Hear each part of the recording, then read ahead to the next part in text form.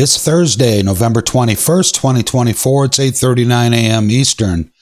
This is a screen recording of a live trading session with my small account.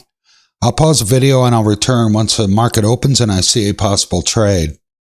Just a couple of notes or quick tips here before the market opens. If you've been watching my videos or other YouTube traders and you're thinking about starting to scalp trade the market, or if you're just a beginner trader, a couple of things to look out for. As a scalp trader, we are never buying low and selling high.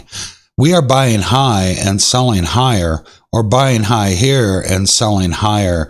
We want in and out quickly in seconds if possible. We're never trying to swing the bat for a home run. We're just getting bunts, grounders and base hits, little pieces while the party's going on, in and out. All right. Now, if you're a swing trader or a long-term investor, certainly buy low, sell high is the whole idea.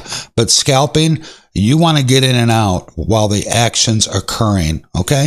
The other thing I want to point out quickly is we never trade anything that's just tracking along VWAP or certainly below VWAP. That's just weakness, and it's senseless to get into a trade like that as a scalp trader. Just a couple of quick notes.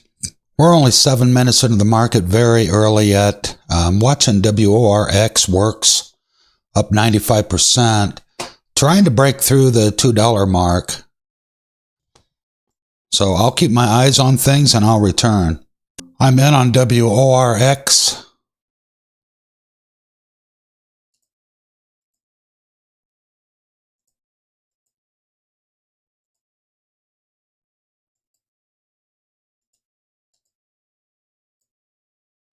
And I'm out.